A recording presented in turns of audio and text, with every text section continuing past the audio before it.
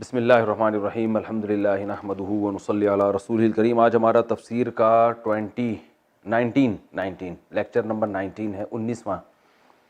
سورہ فلق سورہ ناس پر کافی تفسیر چل رہی ہے اور آج بھی اسی پر ہوگی۔ آج اس کو میں انشاءاللہ کمپلیٹ کروں گا۔ یہ تھوڑی لمبی ہو گئی ہے تفسیر، وجہ اس کی یہ ہے کہ یہ صورتیں بہت زیادہ پڑھی جاتی ہیں، بہت زیادہ سنی جاتی ہیں، تو اس لیے میں چاہ رہا تھا ان کو میں ڈیٹیل سے بیان کروں۔ آج سورہ فلق سورہ ناس کا آخری لیکچر ہوگا، اس کے بعد ہم اگلا لیکچر جو ہمارا 20واں ہوگا وہ سورہ فاتحہ کے بارے میں ہوگا، سورہ فاتحہ پر ہوگا۔ اس کے بعد پھر ہم والضحیٰ واللیل اذا سجی سے آخر کی صورتیں پڑھیں گے۔ اس کے بعد پھر 30واں پارہ، پھر ہم انشاءاللہ باقی قرآن۔ تو لیکن آپ لوگ کم از کم 30واں پارہ تو مکمل پڑھیں، باقی قرآن جس نے پڑھنا ہے پڑھ لے، نہیں پڑھنا ان کی مرضی ہے، لیکن 30ویں پارے کو میں کہوں گا کہ آپ لوگ لازمی پڑھیں، کیونکہ وہ نمازوں میں پڑھا جاتا ہے، سنا جاتا ہے، اس میں آپ کو انشاءاللہ بہت فائدہ ہوگا۔ سورہ فلق سورہ ناس کی تفسیر کے ضمن میں کل میں نے جادو کی حقیقت بیان کی تھی۔ جادو کسے کہتے ہیں، اس کی اقسام کیا ہیں، بہت تفصیل سے انشاءاللہ اب جادو کے بارے میں اللہ نے چاہا تو آپ پریشان نہیں ہوں گے، اور کوئی جادو کے نام پہ آپ پر جادو کرنے کی کوشش نہیں کرے گا انشاءاللہ۔ آج جو ہے نا سورہ فلق سورہ ناس کی تفسیر میں کہ کن کن چیزوں سے پناہ مانگی گئی ہے، کیوں مانگی گئی ہے، اس پر بات کروں گا۔ قل اعوذ برب الفلق، صبح کے رب کے ذریعے میں پناہ مانگتا ہوں، من شر ما خلق، جو چیزیں بھی اللہ نے پیدا کی ان تمام چیزوں کے شر سے۔ یہ تو ایک تمہید کے طور پر ہے، اور پھر جو خاص چیزیں ان کو الگ سے بیان کیا گیا۔ من شر ما خلق ومن شر غاسق اذا وقب، تاریک رات کے شر سے جب وہ پھیل جائے۔ تو اس سے ہمیں یہ پتہ چلتا ہے کہ تاریک رات بھی ایک شر کی چیز ہے، اس لیے اللہ نے رات سونے کے لیے بنائی ہے۔ راتوں کو گھر سے باہر نکلنا، راتوں میں کام کرنا، راتوں میں جو ہے وہ ایسی خطرناک جگہوں پہ جانا، یہ پسندیدہ کام نہیں ہے۔ تو اللہ نے دن بنایا ہے کاموں کے لیے، رات گھر میں سونے کے لیے، آرام کرنے کے لیے۔ تو رات کو انسان کو سونے سے پہلے بھی بہت ساری چیزوں کا اہتمام کرنا چاہیے، کیونکہ رات میں شر کا امکان زیادہ ہوتا ہے۔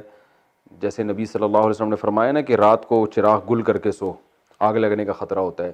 تو ہم نے کئی ایسے حادثات دیکھے ہیں، رات کے وقت خاتون جو ہے نا وہ چولہا جلا رہ گیا، ان سے گیس لیک ہو رہی ہے، صبح آ کے جب کچن میں ماچس جلائے تو آگ لگ گئی۔ ایسے کئی واقعات میرے سامنے آ چکے ہیں۔ کچھ دن پہلے ایک صاحب آئے، پریشان تھے، کچھ دن تو نہیں کہوں گا، کچھ سالوں پہلے۔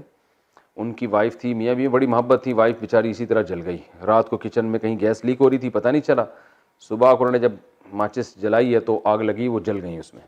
ہاسپٹل میں 3-4 دن ایڈمٹ رہی اور انتقال ہو گیا۔ تو رات کو نا ایسے غافل ہو کے سونا کہ پڑے ہوئے ہیں، کچھ ہوش ہی نہیں ہے، ہو کیا رہا ہے، یہ غلط ہے۔ اس لیے اللہ نے حکم دیا کہ اللہ سے بھی پناہ مانگو اور اسباب بھی اختیار کرو۔ رات میں بچے بعض دفعہ ڈر جاتے ہیں، خوف زدہ ہو جاتے ہیں، اور لوگ سیکیورٹی کا پورا انتظام نہیں کرتے رات میں۔ تو ومن شر غاسق اذا وقب ومن شر النفاثات فی العقد، پھونکنے والیوں کے شر سے جو گروہ میں پھونک لگاتی ہیں۔ تو جادو میں نے بتایا تھا کہ یہاں عورتیں اس لیے ہیں کہ یہ کام خواتین زیادہ کرتی ہیں، اور یا اس سے مراد پوری ایک جماعت ہو سکتی ہے کہ جادوگروں کی ایک جماعت ہوتی ہے جو یہ کام کرتے ہیں۔ تو جماعت کو کے لیے مؤنث کا صیغہ استعمال کیا گیا ہے۔ تو بہرحال عورتیں ہوں یا مرد ہوں، تو ان کے شر سے بھی پناہ مانگنے کا ہمیں حکم دیا گیا ہے، اور بس اسی طرح پناہ مانگی جائے گی کہ زبان سے یہ الفاظ کہہ دیے جائیں۔ اس کے لیے حصار کھینچنے، یہ جو عامل لوگ کرا رہے ہوتے ہیں نا، حصار کھینچ لے یہاں کوئی جن نہیں آئے گا، یہ ٹوپی ڈرامے، ان سے کچھ بھی نہیں ہوگا۔ تو بس اتنا کافی ہے، یہ دعا پڑھ لیں، انشاءاللہ آپ کی حفاظت ہو جائے گی، اور ڈرنا چھوڑ دیں ان لوگوں سے۔ تو آپ دیکھیں پولیس والے جب جادوگروں کے پاس جاتے ہیں ان کو گرفتار کرنے کے لیے، کیسے اٹھا کے موبائل میں ڈال کے لے جاتے ہیں، یہ چیختے رہ جاتے ہیں ہم جن لے آئیں گے، چڑیل لے آئیں گے، بھوت لے آئیں گے، کچھ بھی نہیں ہوتا۔ پولیس والے 2 تھپڑ لگاتے ہیں، اٹھا کے ان کو لے جاتے ہیں جب گرفتار کرتے ہیں۔ تو ومن شر النفاثات فی العقد ومن شر حاسد اذا حسد، اور حسد کرنے والے کے شر سے جب وہ حسد کرنے لگے۔ یہ بہت اہم ہے۔ حسد کہتے ہیں کیونکہ اللہ تعالیٰ نے کو پتہ ہے کہ یہ چیزیں آپ کو نقصان پہنچائیں گی۔ حسد کہتے ہیں کسی کے پاس کوئی نعمت دیکھ کر یہ خیال ہونا کہ کاش اس کے پاس سے یہ نعمت ختم ہو جائے، میرے پاس آئے نہ آئے اس سے غرض نہیں ہوتی حاسد کو۔ رشک کہتے ہیں، رشک کہ آپ کے پاس کوئی نعمت ہے، دوسرے کو تمنا ہوئی کہ کاش میرے پاس بھی ہو، اس کو کہتے ہیں رشک۔ یعنی کہتے ہیں نا مجھے تو آپ پہ رشک آ رہا ہے بھائی کہ اللہ نے آپ کو نوازا ہے، تو وہ کہ جیلیسی نہیں ہو رہی، دل جل نہیں رہا ہے، بلکہ خوشی ہو رہی ہے، تمنا یہ کہ کاش میرے پاس بھی ہوتی، تو یہ جائز ہے۔ لیکن اگر آپ کو حسد ہو رہا ہے کہ یار یہ کیا ہے، تو یہ خطرناک چیز ہے، اس لیے کہ جو حسد کرنے والا ہے وہ لاشعوری طور پر یا شعوری طور پر اپنے محسود کو، محسود جس پہ حسد کیا جائے، محسود کو نقصان پہنچاتا ہے۔ تو اللہ نے پناہ مانگنے کا حکم دیا، اس سے صاف پتہ چلتا ہے کہ یہ معمولی چیز نہیں ہے، یہ بہت ڈینجر ہے۔ حاسد کے شر سے پناہ مانگنے کا حکم دیا جب وہ حسد کرنے لگے، کیونکہ حاسد جب حسد کرتا ہے، کیا مطلب جب حسد کے اثرات ظاہر ہونا شروع ہو جائیں۔ بعض لوگ ایسے ہوتے ہیں ان کو حسد ہوتا ہے لیکن وہ کرتے نہیں ہیں حسد، یعنی طبی طور پر ان کو تکلیف تو ہوگی آپ سے لیکن وہ کچھ نہیں کرتے۔ لیکن میجورٹی کیا ہے کہ جب ان کو حسد ہوگا تو کچھ نہ کچھ تو آپ کے خلاف کریں گے، سب سے پہلا کام آپ کی غیبت لازمی کریں گے وہ۔ مثال کے طور پر آپ کے پاس ایک دم بہت پیسہ آ گیا، آپ نے بتایا بھائی میرے پاس بہت پیسہ آ گیا ہے، تو جس کو جیلسی ہوگا نا وہ کیا کرے گا، وہ ایک دم جلنا شروع ہو جائے گا، پھر لوگوں کے سامنے آپ کی غیبت کرے گا، پتہ نہیں کہاں سے پیسہ آ گیا ان کے پاس ہیں، اور جو ہے نا کوئی پتہ نہیں ہے حرام ہے حلال ہے، کام کرتے نہیں ہیں، تو وہ حالانکہ اس کی کوئی تحقیق نہیں ہوگی، اور بڑی بڑی گاڑیاں لے کے گھوم رہے ہیں، لینڈ کروزر میں گھوم رہے ہیں، گھڑیاں ایسی، غریبوں کا خیال، کچھ نہ کچھ الٹا سیدھا وہ پھینکے گا لازمی، جس کا نقصان کیا ہوگا، معاشرے میں آپ کی جو عزت تھی اس میں بہرحال کمی ہوگی۔ تو عزت اللہ کی بہت بڑی نعمت ہے، کیونکہ عزت جب ہوتی ہے تو لوگ آپ کی بات سنتے ہیں، آپ بہت کچھ کر سکتے ہیں، جب عزت ہی چلی گئی تو سب کچھ ختم۔ تو اس لیے جو عقل مند لوگ ہیں نا وہ سب سے زیادہ اپنی عزت بچانے کی فکر کرتے ہیں، اور جن کی عزت ہی نہیں ہوتی ان پہ وہ لطیفہ ہے نا، ایک آدمی کسی محلے میں گیا، واپس آ کے کہنے لگا کہ شکر ہے یار اس علاقے میں میری عزت نہیں ہے۔ تو انہوں نے کہا کیوں؟ کہہ رہے ورنہ آج بہت بے عزتی ہو جاتی ہے۔ ٹھیک ہے، تو بعض لوگ ایسے بھی ہیں جو عزت اس لیے نہیں حاصل کرتے کہ جب عزت ہوگی تو بے عزتی کا خطرہ بھی ہوتا ہے، تو اس لیے بعض لوگوں نے کہ یہ پالیسی ہے۔ تو خیر، تو حسد جو ہے نا یہ قرآن سے بھی ثابت ہے اور احادیث سے بھی ثابت ہے۔ یوسف علیہ السلام کا واقعہ ہمارے پاس ہے کہ یوسف علیہ السلام کو جب خواب آیا تو یعقوب علیہ السلام نے کہا کہ یہ خواب بھائی جب 10 منٹ ہو جائیں تو مجھے بتا دینا، کیونکہ میں 2 مضامین کو 10 منٹ میں کمپلیٹ کروں گا۔ تو یوسف علیہ السلام نے جب خواب سنایا نا اپنے ابا کو، تو ابا نے کیا کہا، لا تقصص رؤیاک علی اخوتک، اپنے بھائیوں کو یہ خواب مت سنا۔ حالانکہ دیکھیں پیغمبر کے بیٹے ہیں، کتنی اچھی تربیت ہوئی ہوگی ان کی، اس کے باوجود یعقوب علیہ السلام کہہ رہے ہیں اپنے بھائیوں کو اتنا اچھا خواب مت سنانا، وہ کوئی الٹی تدبیر تمہارے خلاف کریں گے۔ اب خواب نہیں سنایا تھا پھر بھی کی انہوں نے، اور اپنے سگے بھائی کو کنویں میں ڈال دیا۔ تو یہ اتنی خطرناک چیز ہے کہ آپ کے سگے بھائی بھی آپ کے خلاف حسد کر سکتے ہیں، آپ کے قریبی رشتہ دار بھی آپ کے خلاف حسد کر سکتے ہیں۔ اچھا حسد کرتا کون ہے؟ حسد وہ لوگ کرتے ہیں ہمیشہ جو آپ کے پیرالل ہیں۔ حسد کبھی آپ کے بڑے کو آپ سے نہیں ہوگا، آپ کے چھوٹوں کو آپ سے نہیں ہوگا، حسد ہمیشہ اپنے ہم پلہ سے ہو۔ آپ کے جو کلاس فیلو ہیں، اگر آپ کے نمبر بہت اچھے آ رہے ہیں، آپ کے کلاس فیلو کو جیلسی ہوگی، یار یہ اچھے نمبر کیوں آ رہے ہیں۔ آپ کا جو آپ کے ساتھ کا جو دفتر میں کام کرنے والا کلیگ ہے، آپ کی تنخواہ ایک دم ڈبل ہو جائے گی تو طبیعت اس کی خراب ہوگی، ٹھیک ہے نا، کہ یار اس کی تنخواہ ڈبل کیوں ہو گئی۔ تو کبھی بھی آپ کے بزرگوں کو یا آپ کے ماتحتوں کو آپ سے حسد نہیں ہوتا، ماتحت بھی آپ کی ترقی دیکھ کے خوش ہو جاتے ہیں، آپ کے بزرگ بھی خوش جاتے ہیں، ہمیشہ اپنے پیرالل۔ تو جہاں شر ہے انہی لوگوں سے بچنا چاہیے نا، تو حسد جن لوگوں میں ہوتا ہے ان لوگوں سے بچنا چاہیے۔ تو ہوتا کن لوگوں میں یہ میں نے بتا دیا، بھائیوں میں ہوتا ہے آپس میں، اور آپ کے دوستوں میں ہو جاتا ہے، علماء میں بھی بعض دفعہ حسد ہوتا ہے کہ وہ ایک عالم کی تقریر اچھی ہو رہی ہے دوسرے کی نہیں ہو رہی، اس کی کو لوگ سن نہیں رہے، تو بعض دفعہ، ہمیشہ نہیں ہوتا، تو وہ پھر ایک مولانا صاحب دوسرے مولانا کی ٹانگیں کھینچنا شروع کر دیتے ہیں، ٹھیک ہے، بلا وجہ چھوٹی چھوٹی باتوں کو اچھالیں گے، تو ذرا سی باتوں کو نا ایشو بنا لیتے ہیں، ان سے یہ غلطی ہوئی، اور انسان ہے، غلطی تو ہوتی ہے ہر انسان سے، تو بھائی آپ غلطیوں کو نظر انداز کرو۔ تو اس سے پتہ چلتا ہے حسد بری چیز ہے۔ حسد سے بچنے کا طریقہ کیا ہے؟ ایک تو ہے کہ لوگ آپ سے حسد نہ کریں، اس سے بچنے کا طریقہ۔ ایک ہے کہ آپ کو جب کسی سے حسد ہو جائے تو آپ نے اپنا علاج کیسے کرنا ہے۔ دیکھیں حسد اتنی بری چیز ہے، نبی صلی اللہ علیہ وسلم کو جو اتنی قربانیاں دینی پڑی ہیں نا، وہ اس لیے کہ یہودی آپ سے حسد کرتے تھے۔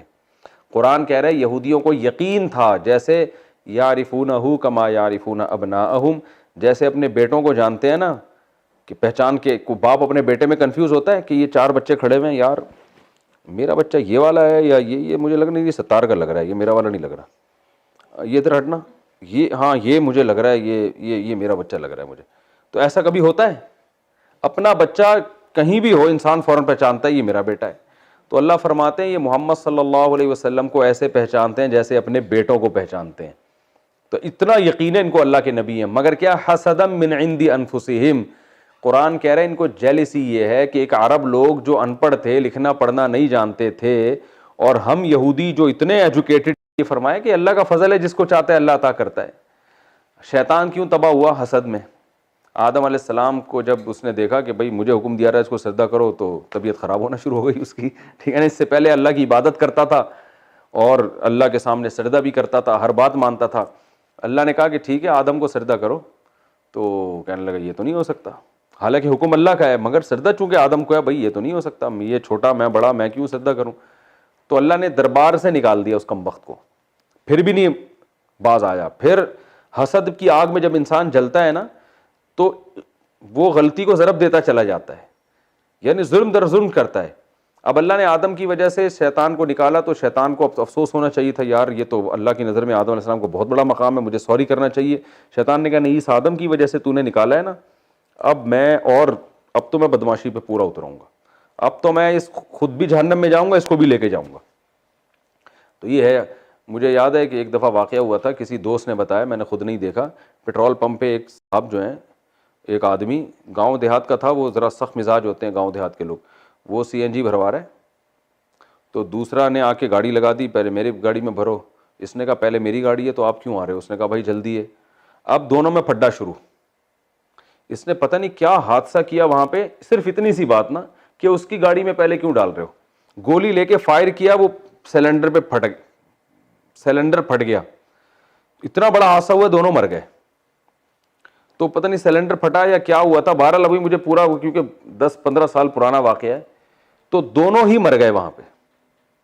اب اس بیچارے کو کی غلطی تو صرف اتنی سی تھی نا کہ وہ بعد میں آیا تو آپ پہلے جو ہے نا گھس رہے ہیں، تو غلطی اس کی تھی، لیکن اتنی بڑی غلطی تو نہیں تھی کہ مار دیا جائے. تو ذرا سی بات پہ نا انسان انا کا مسئلہ بناتا ہے، قتل و غارت ہو جاتا ہے. تو غالباً گیس کا سلنڈر پھٹا تھا، کچھ ایسا ہوا تھا، حادثہ ہو گیا تھا. تو خیر، تو شیطان اڑ گیا اور آج تک اڑا ہوا ہے. تو آج دنیا میں ہمیں جتنے فسادات نظر آ رہے ہیں نا، جیلیسی کی وجہ سے. ایک مسلک دوسرے مسلک سے جلنا شروع ہو جاتا ہے، ایک فرقہ دوسرے فرقے سے جلتا ہے.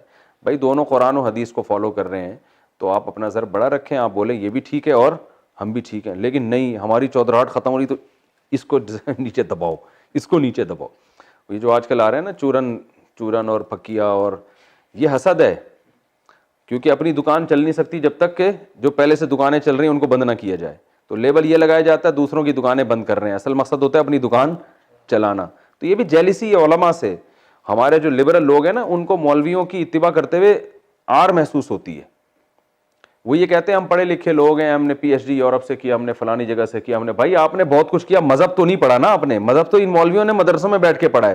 تو بے شک یہ غریب ہیں، پھٹے پرانے کپڑے پہنتے ہیں اور ان کو انگلش نہیں آتی، ان بیچاروں کو مسکین ہیں، لیکن ان کو انہوں نے محنت کی ہے. 8-10 سال اپنے جوانی کا حصہ انہوں نے مدرسوں میں بیٹھ کے گزارا ہے. اب بجائے اس کے کہ آپ ان کے سامنے ہاتھ باندھ کے بیٹھ کے ان کی بات سنیں، بھائی مذہب کے بارے میں تو یہ جانتے ہیں، تو نتیجہ کیا نکلتا ہے؟ نہیں جی، وہی آر محسوس ہوتی ہے جیسے یہودیوں کو ہوتا تھا، عرب جو ان پڑھ ہیں ان سے کیوں ہم سیکھیں. تو اس آر میں کیا ہے کہ ہر آدمی مولویوں کے پیچھے پڑا ہوا ہے، یہ مولوی ایسے ہوتے ہیں، یہ مولوی یوں ہوتے ہیں، یہ مولوی فلانے ہوتے ہیں. مولویوں کے پیچھے سارے لبرل لوگ. مذہب کو برا نہیں کہتے، علماء کو برا کہتے ہیں. ان کو آر محسوس ہوتی ہے. تو آر نہیں آنی چاہیے. آپ یہ دیکھو بھائی، ہم نے ان کے پاس یہ علم ہے، ہمارے پاس وہ علم ہے. تو یہ ہمیں تو نہیں آر آتی، ہم بیمار ہوتے ہیں تو ڈاکٹر کے پاس جا کے علاج کرتے ہیں. ہم یہ تو نہیں کہتے کہ ڈاکٹر صاحب میں تو مفتی ہوں، میں آپ کے پاس کیوں آؤں؟ بھائی میں تو نہیں آؤں گا، میں تو آپ سے نہیں پوچھوں گا. تو جیسے ہی مفتی صاحب کو ڈاکٹر کے پاس جاتے ہوئے حیا نہیں آتی اور ان کو آر محسوس نہیں ہوتی، کوئی حسد نہیں ہوتا، تو ڈاکٹر کو بھی چاہیے کہ وہ شرعی معاملات میں کس سے پوچھے. بھائی مفتی سے وہ کہہ رہے ہیں حرام ہے، ناجائز ہے، تو چھوڑ دو. بھائی یہ نہیں کرو کہ نہیں میں اس میں بھی آپ اپنے طبقے سے پوچھ رہے ہوتے ہیں. تو یہ بھی جیلسی ہے، حسد ہے. تو بہت خطرناک چیز ہے. اگر ہم یوں کہیں نا کہ اس وقت دنیا میں جتنے فسادات ہو رہے ہیں ان کے پیچھے حسد کا ہاتھ ہے، تو یہ غلط نہیں ہوگا. تو حسد اپنے اندر پیدا ہو. بھائی 10 منٹ ہو جائے تو بتا دینا. اپنے اندر حسد پیدا 10 منٹ نہیں، سوری 20 منٹ، 40 منٹ کا ہے نا، تو آدھا جب ہو جائے، آدھا مضمون ایک ہے، آدھا مضمون دوسرا ہے. ہاں بس ٹھیک ہے. تو اپنے اندر سے حسد کیسے ختم کیا جائے؟ کیونکہ آپ بھی تو جیلسی ہو سکتی ہے نا, ہم بھی تو انسان ہیں, ہمیں بھی تو جلن ہو سکتی ہے یار یہ وقار بھائی جو ہے نا یہ عجیب سا آدمی ہمارے درس میں آیا کرتا تھا ہے بھائی, اب اس کی شادی بھی ہو گئی اور جناب سنا ہے دوسری شادی بھی کر رہا ہے, یہ مذاق کر رہا ہوں ان کے ساتھ, یہ برا نہیں مانتے. تو یہ جناب ایسے لونڈا لپاڑا گھومتا تھا, اس کی تنخواہ اتنی اچھی ہو گئی یار, یہ تو اب ہمیں پوچھے گا ہی نہیں, اب تو خدمت ہی نہیں کرے گا. تو انسان کو نا, اس لیے انسان بعض دفعہ اپنے ماتحتوں کو بھی چاہتا ہے کہ دبے رہیں یہ ٹھیک ہے نا, یہ غلام بن کے رہیں گے تو خدمت کرتے رہیں گے, پیسے آ گئے تو کون پوچھے گا. اب ان کو اگر لینڈ کروزر مل جائے, یہ مفتی صاحب کریں گے. ان کو میں نے بائک خرید کے دی تھی, اس کے بعد سے یہ غائب ہے مارکیٹ سے, بائک لے کے غائب. میں نے تو دی تھی کہ چلو یار بیچارہ اتنی خدمت کر رہا ہے, تو اس کے بعد سے مارکیٹ سے شارٹ. تو خیر مذاق کر رہا ہوں یار, تنہائی میں جا کے غور کرنا مذاق تھا یا سنجیدگی تھی. خیر حسد میں جو ہے نا, تو اس کا علاج, سب سے پہلا علاج یہ ہے کہ دل میں یہ سوچو کہ جو قرآن میں اللہ نے کہا ہے کہ اللہ کا فضل ہے جس کو چاہتا ہے عطا کرتا ہے. تو حسد کرنے والا اللہ سے لڑ رہا ہے اصل میں. بھائی اللہ نے ایک کو خوبصورتی زیادہ دے دی, اللہ نے ایک کو پیسہ زیادہ دے دیا, تو اللہ نے دیا ہے نا. محنت پہ اگر یہ چیزیں ملتی تو مزدور کے پاس دنیا میں سب سے زیادہ پیسہ ہوتا ہے, کیونکہ محنت سب سے زیادہ کون کرتا ہے؟ مزدور. دماغ, ذہانت, یہ گاڈ گفٹڈ ہے نا. ہم اس مدرسے میں پڑھتے تھے اور اسکول میں بھی ہم نے پڑھا ہے, ایک طالب علم ذرا سی محنت نہیں کرتا, وہ اتنا پڑھ لیتا. اور کچھ ہمارے پاس ایسے طلبہ ہوتے تو صبح سے شام بیٹھ کے رٹے لگا رہے ہوتے تھے. ایک طالب علم کو تو میں نے خود نکالا, میں نے کہا بھائی تو پڑھنے کے علاوہ دنیا میں کوئی اور کام کر لے. اس کو ایک ایک بات 20 دفعہ سمجھاؤ, بیچارہ روتا تھا, شوق بہت تھا لیکن یاد ہی نہیں ہوتا تھا. میں نے اسے کہا آپ کو اللہ نے صلاحیت ہی نہیں دی ہے پڑھنے کی. وہ کہہ رہا ہے میں عالم بننا چاہتا ہوں. میں نے کہا جب اللہ نے صلاحیت نہیں دی تو بھائی کچھ اور کام کرو نا, کیونکہ ایسے غبی ذہن کے ہوتے ہیں, کن ذہن ہوتے ہیں, نہیں پڑھ پاتے. تو بعض ایسے ہوتے ہیں سارا دن ہم نے مدرسے میں دیکھا ہے باتیں کرتے رہتے ہیں, پڑھتے ہیں ہی نہیں. امتحان میں نمبر آپ ان کے دیکھو, ایک تھوڑا سا بس دہرایا اور امتحان پاس کر کے آ گئے. تو یہ خدا کی طرف سے ہے. تو بس دیکھ لو بھائی اللہ نے اس کو دماغ اچھا دے دیا, اب تو کیا کریں, دے دیا اللہ نے, دے دیا تو شکر ادا کرو, صبر کرو. بھائی اللہ نے اس کو وہ چیز نہیں دی, آپ کو کوئی اور چیز دے دی ہے. آپ کو ہو سکتا ہے جو کسی کو دولت دی, صحت نہیں دی, غریب آدمی کو دولت نہیں دی, مگر مزدوروں کی جان دیکھو کتنی ہوتی ہے, ایسے پاورفل ہے چپیڑ لگا دیں کسی کے, بندہ مر جائے اسی وقت. تو کسی کو اللہ نے کوئی صلاحیت دی, کسی کو کوئی صلاحیت دی. تو سب سے پہلے حسد کا علاج ہے کہ اللہ کی صلاحیتوں کے بارے میں سوچنا چاہیے کہ یہ اللہ نے دی ہیں. تو جو کام اللہ نے کیا ہے تو ہم حسد کرتے ہیں, جب لڑ رہے ہیں تو یہ اللہ سے لڑ رہے ہیں, یہ اس سے نہیں لڑ رہے. تو تقدیر پہ راضی ہونا چاہیے. اور دوسری چیز سوچنی چاہیے, دنیا مسافر خانہ ہے. کسی کے پاس کتنی بھی بڑی نعمت ہے وقتی طور پر ہے, تھوڑے دنوں میں ختم ہو جائے گی. جیسے ماں نے ایک بچے کو کھلونا دیا, دوسرے کو نہیں دیا. اب یہ والا بچہ رو رہا ہے تو ماں کہتی ہے تھوڑی دیر میں اس سے واپس لے لوں گی, چپ کرانے کے لیے دیا ہے ٹھیک ہے نا, واپس لے لوں گی میں. تو اللہ نے بھی کسی کو حکومت دے دی, کسی کو صحت دے دی, کسی کو عزت دے دی, کسی کو شہرت دے دی, کسی کو دولت دے دی, تو بہت کچھ ہے. تو جس کو یہ چیزیں نہیں ملی وہ کہے بھائی اس کو کون سا ہمیشہ کے لیے دی ہے, یہ بھی مر جائے گا اور ہم بھی مر جائیں گے, مرنے کے بعد صاحب ختم. تو پھر جو عمل ہے وہ آخر جائے گا. اور تیسری چیز کیا ہے کہ جس سے حسد ہو رہا ہے نا اس کے لیے دعا کرے انسان تنہائی میں, اے اللہ تو نے اس کو یہ نعمت دی, میری تجھ سے دعا ہے کہ تو اس کو اور زیادہ نعمت دے. دل میں خیال تو آئے گا اللہ تو اس کو تباہ کر دے کسی طریقے سے اس کمبخت کو, لیکن جب یہ دعا مانگے گا نا تو دل جلے گا, دعا کے الفاظ زبان سے نکلیں گے نہیں. اے اللہ اور نعمت دے, اللہ اور دے دے, اللہ اس کو اور ترقی, آتا واتا کچھ بھی نہیں ہے پھر بھی تو نے اس کو اتنی بڑی ترقی دے دی, اے اللہ میں چاہ رہا ہوں اور زیادہ دے دے. تو اس سے کیا ہوگا کہ یہ حسد کے جراثیم آہستہ آہستہ, یہ اینٹی بایوٹک کا کام کرے گی, یہ جراثیم آہستہ آہستہ کیا ہوں گے, ختم ہوں گے. انسان جو بولتا ہے نا اس کے اپنے دل پہ اثر ہوتا ہے, تو وہ نفرت محبت میں تبدیل ہونا شروع ہو جائے گی. اور چوتھا کام یہ کرے کہ اس کی لوگوں کے سامنے تعریف کرے. حاسد کیا کرتا ہے کہ بلا وجہ گھما گھما کے برائیاں لا رہا ہوتا ہے کہ تاکہ وہ نیچا ہو جائے کسی طریقے. ابے اس کو جو عزت ملی ہے, ابے اس کے پاس جو علم ہے, ابے ہمیں پتہ ہے سارا دن تو ایسے ہی گھومتا رہتا ہے, پتہ نہیں کیا کہاں سے اس نے پھینکتا رہتا ہے, ایسے ہی بس لوگ کرتے ہیں باتیں نا. میں تو کمنٹس پڑھ رہا ہوتا ہوں نا اپنے بارے میں بھی پڑھتا ہوں, دوسرے علماء کے بارے میں بھی پڑھتا ہوں, تو ایسے کرتے رہتے ہیں لوگ. تو بھائی تعریف کرنی چاہیے. جس کو حسد ہو رہا ہے بولے بھائی یہ ماشاءاللہ اللہ نے بڑی صلاحیت دی ہے. تو اس تعریف کا کیا ہوگا کہ دل تو جلے گا, یار میں پہلے ہی اس کی عزت سے پریشان ہوں اور میری تعریف سے کم بخت کی اور عزت ہو رہی ہے.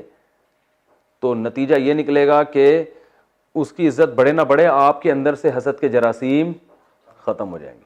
اور یہ بات یاد رکھیں کہ جب آپ کے دل کو اللہ ایسا پاک بنا دے نا کہ آپ میں حسد ختم ہو جائے, تو یہ خود بخود لوگوں کے دل میں آپ کی عزت بڑھنا شروع ہو جاتی ہے. یہ اللہ کا عجیب قانون ہے کہ جو سب کے لیے اچھا سوچتا ہے نا, تو اس کے لیے خود بخود لوگ اچھا سوچنا شروع کر دیتے ہیں. یہ اللہ کا ایک نظام ہے کہ خود بخود جو ہے نا حالات اس کے حق میں سازگار ہونا شروع ہو جاتے ہیں. جو امارت نہیں چاہتا, لوگ چاہتے ہیں اس کو امیر بنائیں.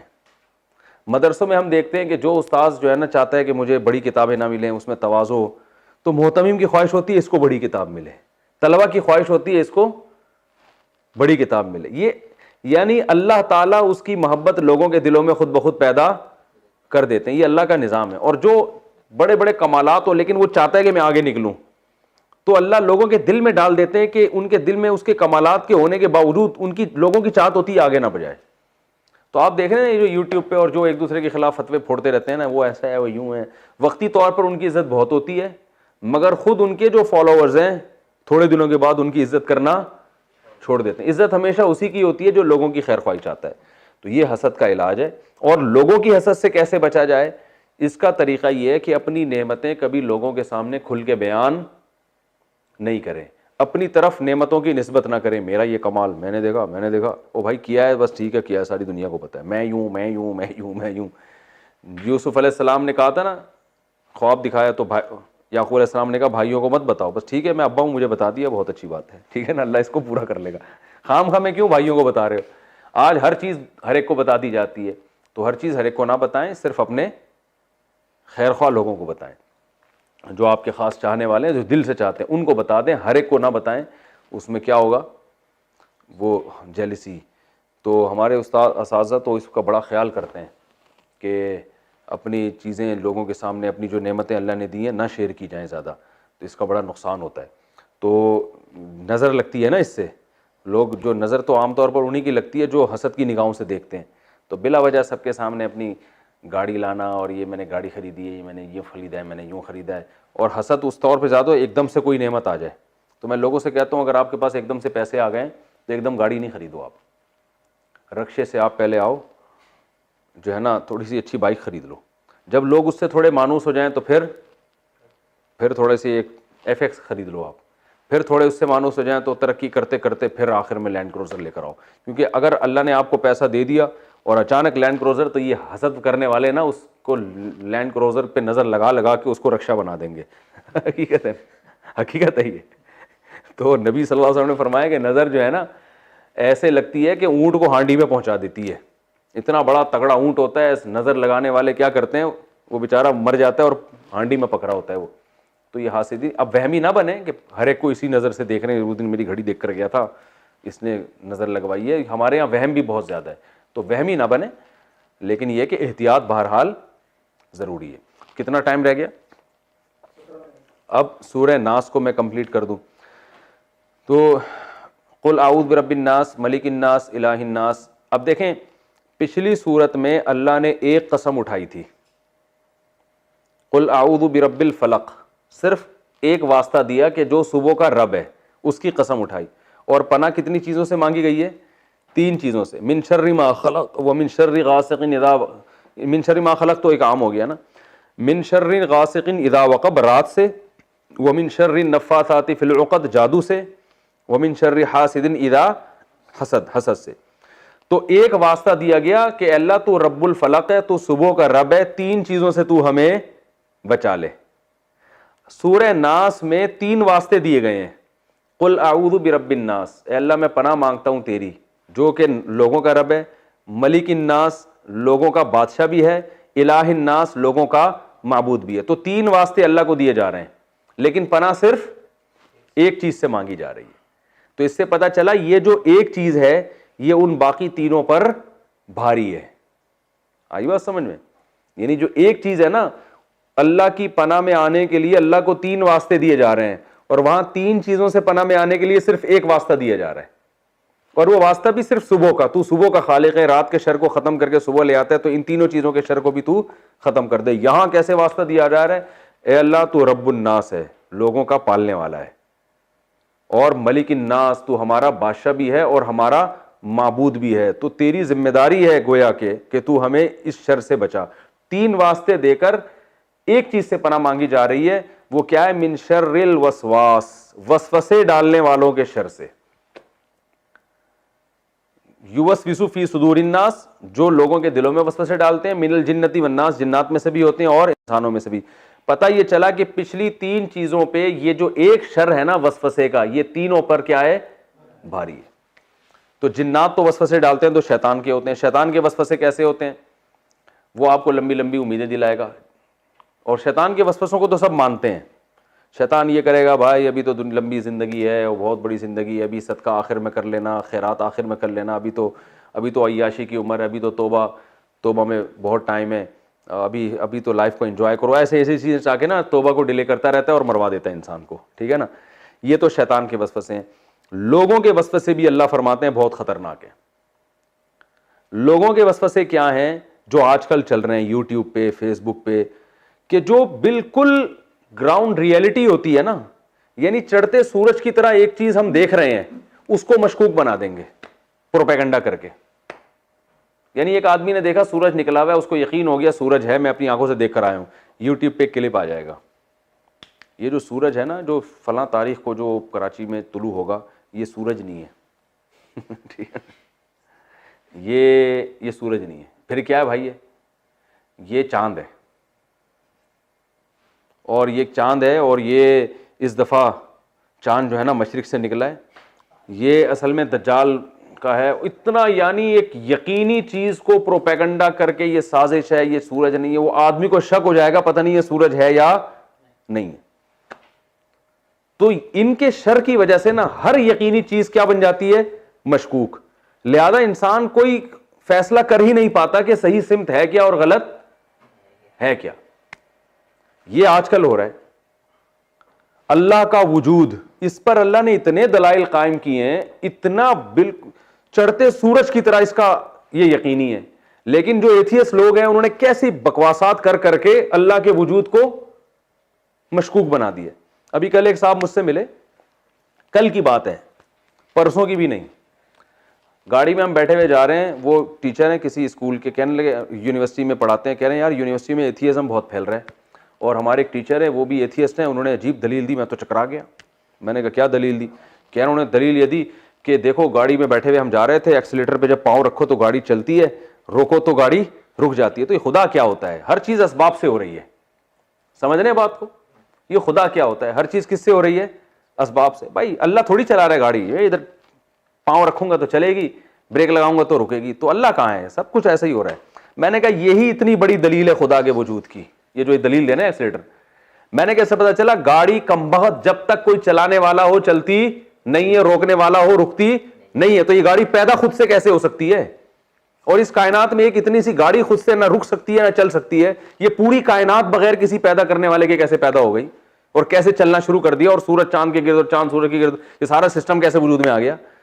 اور بیج میں جناب زمین پہ ڈالو تو تناور درخت نکل آتا ہے، بیج میں سافٹ ویئر اتنے ٹیکنیکل قسم کے کیسے انسٹال ہو گئے بھائی خود بخود؟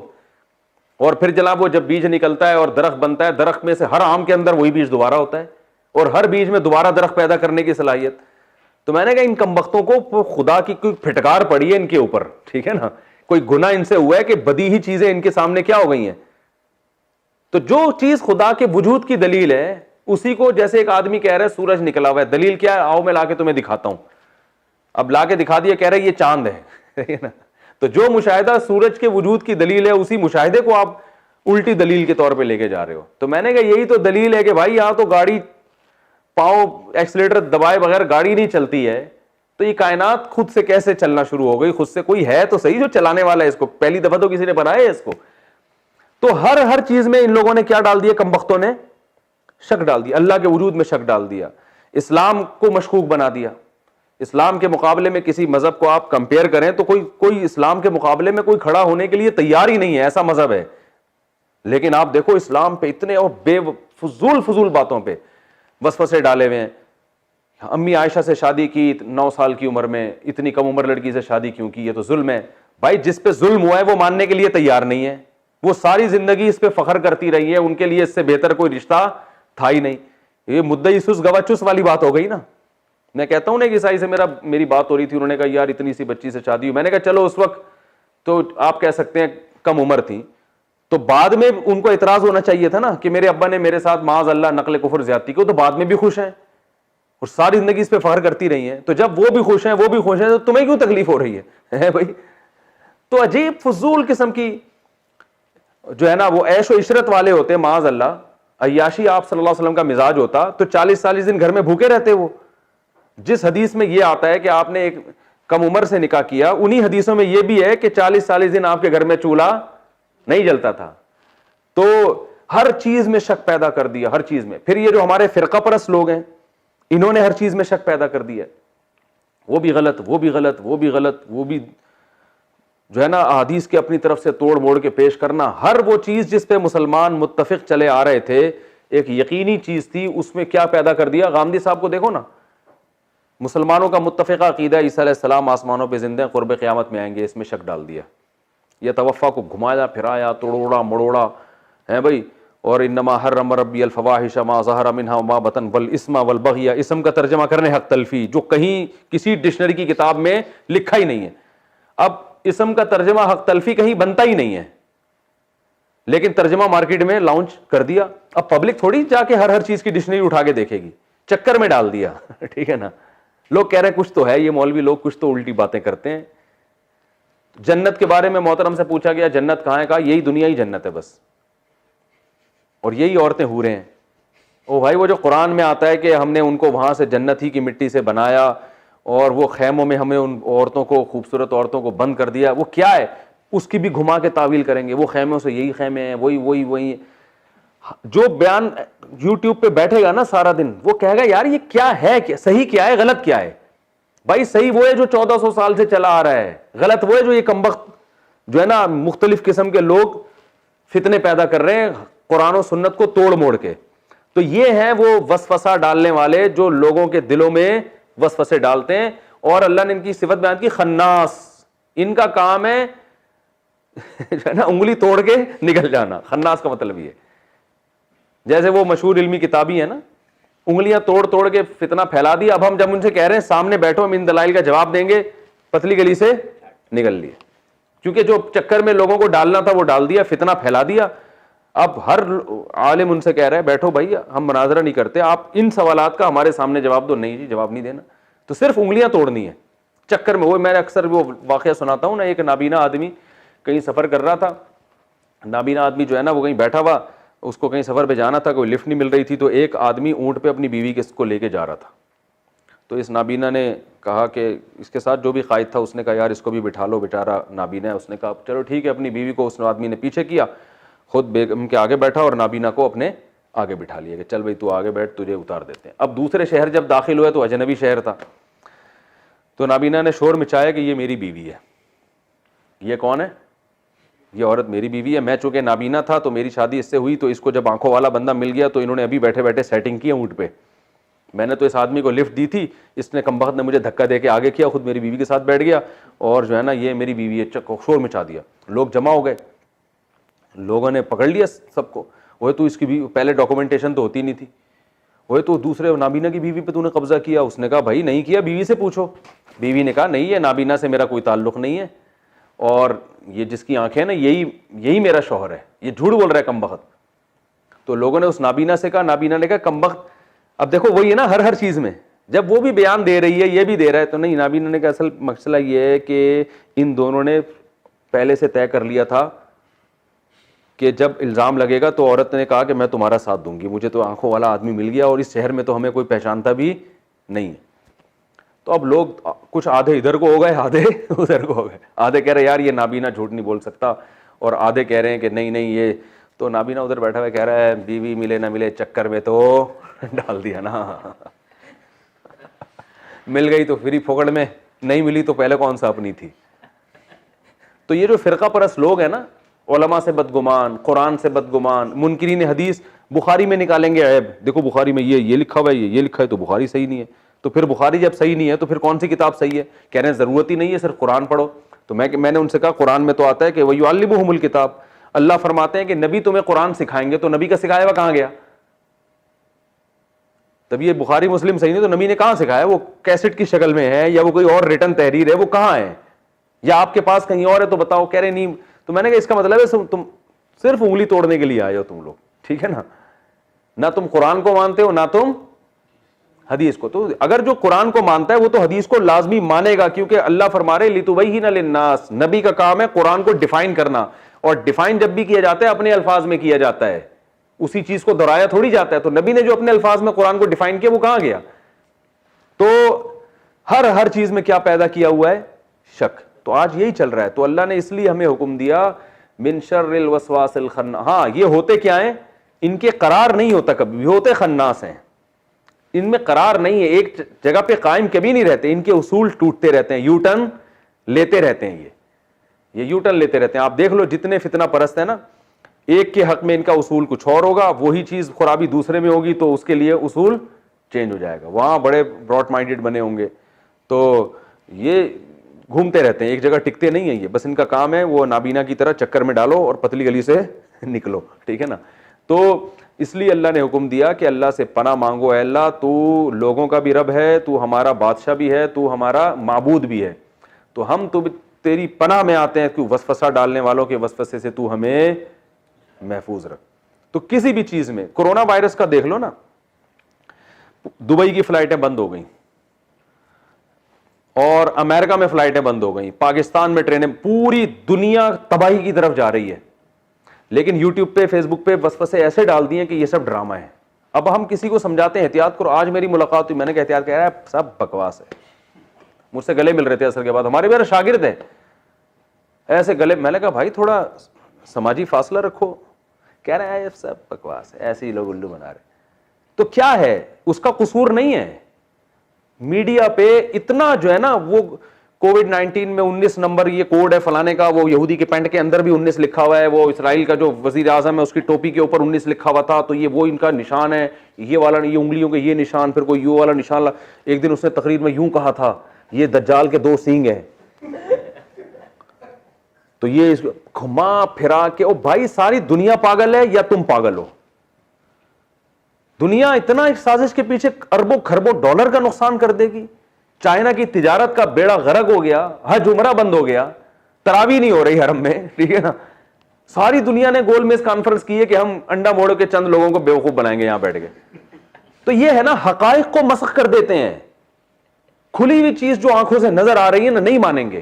تو میں تو لوگوں سے کہتا ہوں یار، جو کیا نام ہے اتنی یقینی چیز ہے اس پہ ہمارے پاکستانی اور انڈیا کے لوگ ماننے کے لیے تیار نہیں ہیں اور یہ کلپ بازیوں پہ جا رہے ہیں. ایک آدمی نے کہا آپ کے کوئی ریلیٹو کا کوئی انتقال ہوا؟ میں نے 5-6 لوگ بتا دیے جن کا انا للہ ہو چکے کورونا سے. کہنا اب ہے صحیح ہے، اب ہے صحیح ہے. میں نے کہا دعا کرو اللہ تمہارے باپ دادا کی حفاظت فرمائے. میں نے کہا اللہ نہ کرے کسی بوڑھے کو کچھ ہو گیا نا، مر گیا، اللہ نہ کرے.